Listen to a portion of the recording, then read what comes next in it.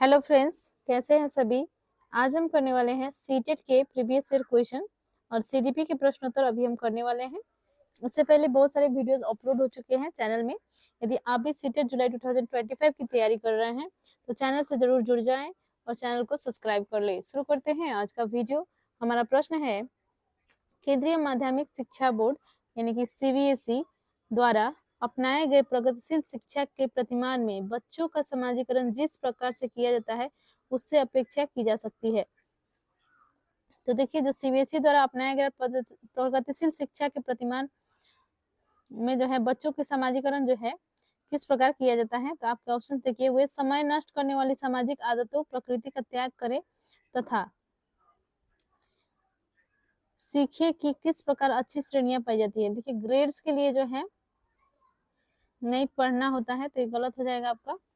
और सामाजिक आदतों से जो है त्याग करने के लिए बोला गया है तो नेगेटिव हो जाएगा। नेक्स्ट ऑप्शन देखते हैं, वे सामाजिक कार्य में सक्रिय भागीदारिता निर्वाह करे तथा सामाजिक कौशल से, ये आपका करेक्ट दिख रहा है यहाँ पे। नेक्स्ट ऑप्शन भी देख लेते हैं, वे बिना प्रश्न उठाए। देखिए, बिना प्रश्न उठाए तो ये पहले ही गलत हो गया, क्योंकि प्रश्न पूछने से ही जो है बच्चे सीख पाएंगे, ये गलत हो जाएगा आपका। किसी भी प्रकार की सामाजिक पृष्ठभूमि होते हुए भी वह सब स्वीकार करें जो उन्हें विद्यालय द्वारा प्रदान किया जाता है। नहीं, ऐसा नहीं, ये भी गलत हो जाएगा। तो इसमें देखिए आपका ऑप्शन नंबर सेकेंड ही सही हो जाएगा। वे सामाजिक कार्य में सक्रिय भागीदारिता का निर्वाह करें और सामाजिक कौशल सीखे। जहाँ कहीं भी आपको सक्रिय भागीदारी दिखे आप समझ जाइएगा कि ये जो है ऑप्शन पॉजिटिव है, तो इसका करेक्ट आंसर यही होगा। तो देखिए ऑप्शन नंबर सेकेंड इसमें करेक्ट हो जाएगा। अगला हमारा प्रश्न है, निम्नलिखित में से कौन सा वाइगोत्स्की के सामाजिक सांस्कृतिक सिद्धांत पर आधारित है? सक्रिय अनुकूलन, पारस्परिक शिक्षण, संस्कृति निरपेक्ष संज्ञानात्मक विकास, अंतर्दृष्टिपूर्ण अधिगम। तो देखिए, जो वाइगोत्स्की ने जो है कहा था कि सहयोग के द्वारा जो है बच्चों को सिखाया जाए, तो ये जो है आपका हो, इसलिए पारस्परिक शिक्षण का जो है उन्होंने सिद्धांत दिया है। करेक्ट आंसर आपका हो जाएगा ऑप्शन नंबर सेकेंड, पारस्परिक शिक्षण। अगला हमारा प्रश्न है, एक शिक्षिका अपनी कक्षा से कहती है, सभी प्रकार के प्रदत्त कार्यों असाइनमेंट्स का निर्माण इस प्रकार किया गया है कि प्रत्येक विद्यार्थी अधिक प्रभावशाली ढंग से सीख सके, अतः सभी विद्यार्थी बिना किसी अन्य की सहायता से अपना कार्य पूर्ण करें। वह कोलबर्ग के किस नैतिक सिद्धांत के विकास के चरण की ओर संकेत दे रही है? तो देखिए, कोलबर्ग ने जो है 3 स्तर अब बताए हैं, जिसमें जो है हर एक स्तर में जो है आपके 2 चरण देखने को मिलते हैं। इसमें जो है आपसे बोला गया है कि एक शिक्षिका जो है क्या कहती है कि असाइनमेंट का निर्माण जो है इस प्रकार किया गया है कि उसमें जो है दूसरा बच्चा एक दूसरे से जो है बात नहीं करना है, सहायता नहीं लेना है। ठीक है, तो किस चरण की जो है ये बात हो रही है इसमें आपको बताना है। तो इसमें देखिए, औपचारिक चरण 4 कानून और व्यवस्था, ये आपका करेक्ट हो जाएगा। इसमें औपचारिक चरण ही होगा जिसमें कानून और व्यवस्था, ऑप्शन नंबर 1 ही करेक्ट है इसमें। अगला हमारा प्रश्न है, 14 वर्षीय देविका अपने आप से पृथक स्वनियंत्रित व्यक्ति की भावना को विकसित करने की प्रयास कर रही है। वह विकसित कर रही है नियमों के प्रति घृणा, स्वायत्ता, किशोरावस्थात्मक अखड़पन, परिपक्वता। देखिए, इसमें आपका हो जाएगा 14 वर्षीय जो देविका है वे जो है अपने अंदर जो है स्वायत्ता की भावना को विकसित करने की प्रयास कर रही है, और इसी ताकि वे जो है किसी भी कार्य के लिए सक्षम हो सके, और वे जो है ऐसा वो करने में इसलिए सक्षम है क्योंकि वे जो है आंतरिक रूप से प्रेरित है। ठीक है, ऑप्शन नंबर सेकेंड आपका सही हो जाएगा, स्वायत्ता। अगला हमारा प्रश्न है, प्रगतिशील शिक्षा के संदर्भ में निम्नलिखित में से कौन सा कथन जॉन डीबी के अनुसार समुचित है?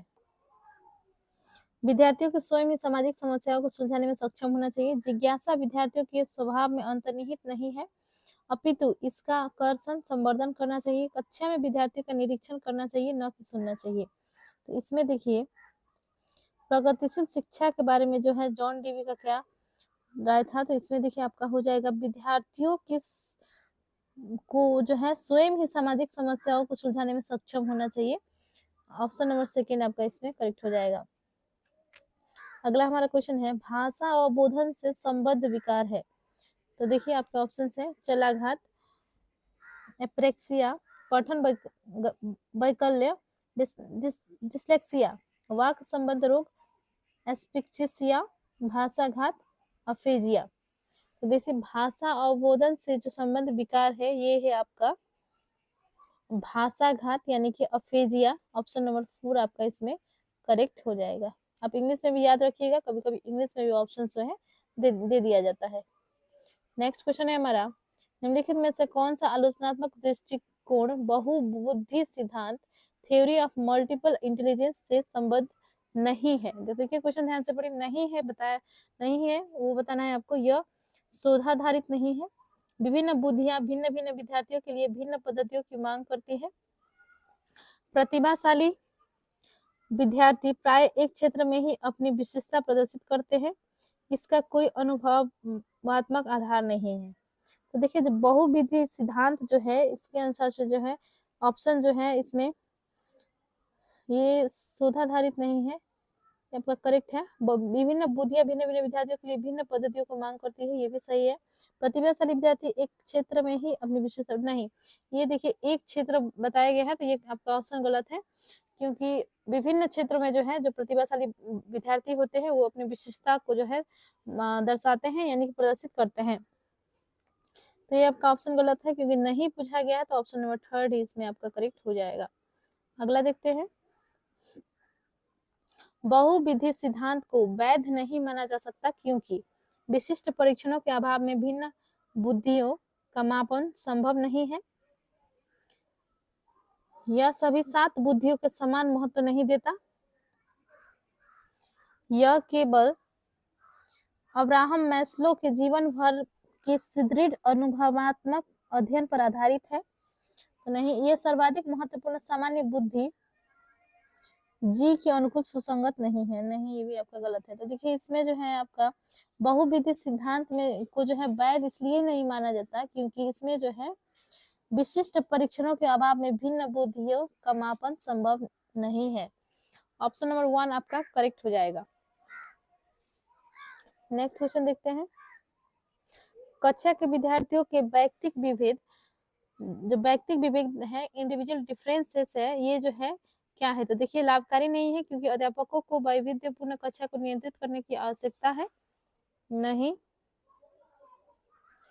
ये जो वैयक्तिक विभेद होते हैं इससे जो है लाभ होते हैं बल्कि लाभकारी नहीं है, ये गलत हो जाएगा। ठीक है, नेक्स्ट देखते हैं, हानिकारक है क्योंकि इनसे विद्यार्थियों में परस्पर द्वंद्व उत्पन्न होते हैं, नहीं ये हानिकारक नहीं होता है। अनुपयुक्त है क्योंकि यह सर्वाधिक मंद विद्यार्थी के स्तर पाठ्यचर्या के स्थानांतरण की गति को कम करते हैं, नहीं ये भी गलत हो जाएगा आपका। लाभकारी है क्योंकि यह विद्यार्थियों की संज्ञानात्मक संरचनाओं को खोजने में अध्यापकों को प्रवृत्त करते हैं। ऑप्शन नंबर 4 इसमें आपका करेक्ट हो जाएगा। देखिए कभी भी सीटेट का आंसर देते समय जो है आप पॉजिटिव पॉइंट को खोजने की प्रयास करिएगा, पॉजिटिव ही इसका ज्यादा चांसेस रहते हैं आंसर होने का, ज्यादा संभावना जो है आपका वही रहता है, पॉजिटिव वर्ड्स को जो है आप कोशिश करिएगा, ठीक है, ढूंढने का। नेक्स्ट हमारा क्वेश्चन है, विद्यालय आधारित आकलन प्रारंभ किया गया था ताकि, देखिए विद्यालय आधारित आकलन जो है क्यों प्रारंभ किया गया था, देखिए आपका ऑप्शन है राष्ट्र में विद्यालय शिक्षा संगठनों को शक्ति का विकेंद्रीकरण किया जा सके, तो नहीं इसके लिए नहीं किया गया था। और देखिए सभी विद्यार्थियों के संपूर्ण विकास को निश्चित किया जाए, ये आपका सही ऑप्शन दिख रहा है यहाँ पे। विद्यार्थियों को उन्नति की बेहतर व्याख्या के लिए उनकी सभी गतिविधियों के नियमित अभिलेखन हेतु अध्यापकों को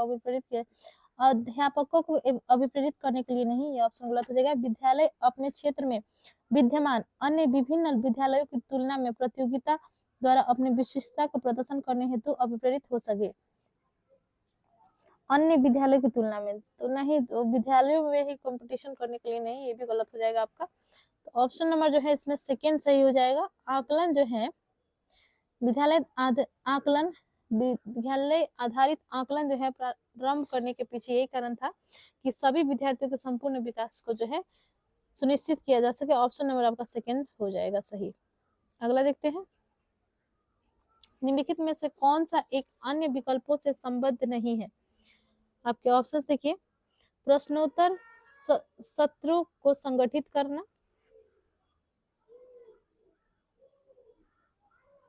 किसी विषय पर विद्यार्थियों की प्रतिक्रिया को लेना, प्रश्नोत्तरी क्विज परिचालित करना, स्व आकलन के कौशल को प्रतिमानित करना। ऑप्शन नंबर 4 इसमें आपका करेक्ट हो जाएगा, स्व आकलन के कौशलों को प्रतिमानित करना। नेक्स्ट है आपका, निम्नलिखित में से कौन सा प्रश्न अपने विशिष्ट क्षेत्र से ठीक तरह से मिला हुआ है। देखिए आपके ऑप्शंस हैं, तो देखिए इस प्रश्न में जो है आपको मिलान करना है कि कौन सा प्रश्न जो है आपका जो है ठीक तरह से मिला हुआ है, ये आपको देखना है। तो देखिए आपके ऑप्शंस क्या क्या हैं। क्या आपने अपने विद्यार्थियों को उनकी मूल्यांकन गणित की उपलब्धि के आधार पर वर्गीकृत कर सकते हैं। तो देखिए ये ऑप्शन ठीक नहीं लग रहा है, गलत है। पिछली रात दूरदर्शन पर दिखाए गए सृजनशील क्रिकेट मैच में निर्णायक क्षण टर्निंग पॉइंट कौन सा था। तो ये जो है दूरदर्शन पर जो है क्रिकेट, ये भी आपका गलत हो जाएगा। और देखिए, जड़ी बूटियों के प्रयोग द्वारा चिकन अनुप्रयोग पकाने हेतु कोई नई पाक विधि लिखिए, ये भी आपका गलत हो जाएगा। निर्धारित कीजिए कि दिए गए मापक विश्लेषण में से कौन सा मापक आपको उत्तम परिणामों को पाने में सर्वाधिक प्रभावित कर सकता है, ये आपका ऑप्शन यहाँ पे सही हो जाएगा, ऑप्शन नंबर 4। निर्धारित कीजिए कि दिए गए मापक विश्लेषण में से कौन सा मापक आपको उत्तम परिणामों को पाने में सर्वाधिक प्रभावित कर सकता है, ये आपका सही प्रश्न हो सकता है, सही मिलान हो सकता है। ऑप्शन नंबर 4 इसमें करेक्ट हो जाएगा। अगला हमारा प्रश्न है, निम्नलिखित में से कौन सी सर्वाधिक प्रभावकारी विधि हो सकती है जो आपकी इस अपेक्षा को पूरी कर सके कि वंचित विद्यार्थी अपनी भागीदारिता द्वारा सफल हो सके। तो देखिए आपके ऑप्शन हैं,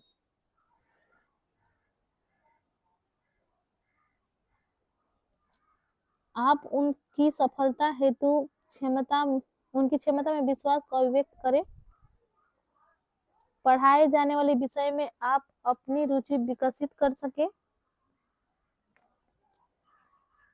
अपने लक्ष्य को महसूस करने के लिए बच्चों की अन्य बच्चों से प्राय तुलना करते रहना, ये तो आपका बिल्कुल भी गलत है। इस बात पर बल देना कि आपकी उनसे उच्च अपेक्षाएं जो है शिक्षक को नहीं रखना है, अपने बच्चों से वास्तविक अपेक्षाएं रखना होता है।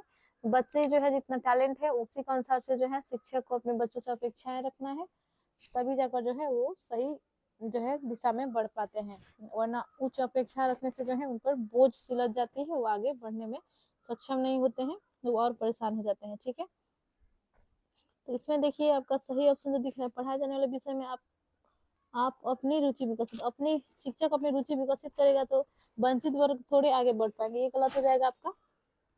तो आप उनकी सफलता हेतु उनकी क्षमता में विश्वास की अभिव्यक्ति करें, ऑप्शन नंबर 1 ही आपका इसमें करेक्ट हो जाएगा। उनकी सफलता हेतु जो है उनकी क्षमता में विश्वास को अभिव्यक्त करें, ये आपका करेक्ट है। क्वेश्चन नंबर 14 है आपका, निम्नलिखित में से कौन सा विकासात्मक विकार का उदाहरण नहीं है। विकासात्मक विकार बोला गया है, उदाहरण नहीं है पूछा गया आपसे। ठीक है, आत्मविभव, प्रमस्तिष्क घात, सेरेब्रल पैल्सी, ठीक है, पर अभिघाजक तनाव, पोस्ट ट्रॉमेटिक स्ट्रेस।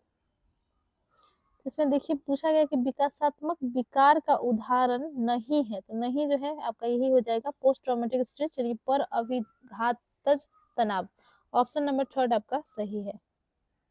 अगला हमारा है, बहुशिक्षण शास्त्रीय तकनीकें वर्गीकृत अधिगम सामग्री, बहु आकलन तकनीकें तथा परिवर्तनीय जटिलता एवं सामग्री का स्वरूप निम्नलिखित में से किससे संबंध है। आपके ऑप्शंस हैं, सार्वभौमिक अधिगम प्रारूप, उपचारात्मक शिक्षण, विभेदित अनुदेशन, पारस्परिक शिक्षण। तो देखिए इसमें तो देखिए, बहुशिक्षण शास्त्रीय तकनीकें, वर्गीकृत अधिगम सामग्री, बहु आकलन तकनीकें तथा परिवर्तनीय जटिलता एवं सामग्री का स्वरूप जो है ये संबद्ध है आपका विभेदित अनुदेशन से। विभेदित अनुदेशन से जो है संबद्ध है, क्योंकि इस संदर्भ में विभेदित अनुदेशन की प्रक्रिया का जो है सफल तकनीक रूप से जो है इस्तेमाल किया जा सकता है, इसलिए ऑप्शन नंबर 3 आपका सही हो जाएगा, विभेदित अनुदेशन। नेक्स्ट हमारा क्वेश्चन है, निम्नलिखित में से प्रतिभाशाली अधिगमकर्ताओं के लिए क्या समुचित है? आपके ऑप्शंस देखिए, वे अन्यों को भी कुशल प्रभावी बनाते हैं तथा सहयोगी अधिगम के लिए आवश्यक है। वे सदैव अन्यों का नेतृत्व करते हैं और कक्षा में अतिरिक्त उत्तरदायित्व का ग्रहण करते हैं। वे अपनी उच्च स्तरीय संवेदनात्मक के कारण वे भी निम्न श्रेणी पा सकते हैं। बुनियादी तौर पर उनके मस्तिष्कीय शक्ति के कारण ही उनका महत्व है। तो देखिए, जब प्रतिभाशाली अधिगमकर्ता जो है उनमें जो है, देखिए इसमें आपका करेक्ट आंसर जो होगा ऑप्शन नंबर आपका हो जाएगा 3, अपनी उच्च स्तरीय संवेदनात्मक के कारण वे भी निम्न श्रेणी पा सकते हैं। देखिए ऐसा इसलिए क्योंकि उसमें उनमें जो है, जो प्रतिभाशाली अधिगमकर्ता होते हैं उनमें जो है छोटी छोटी बातों को नजरअंदाज करने की आदत होती है, जिसका प्रभाव जो है निम्न श्रेणी पाने के लिए मजबूर कर सकता है उन्हें। तो इसलिए करेक्ट हो जाएगा आपका ऑप्शन नंबर 3। आज के लिए इतना ही, मिलते हैं नेक्स्ट वीडियो में, धन्यवाद।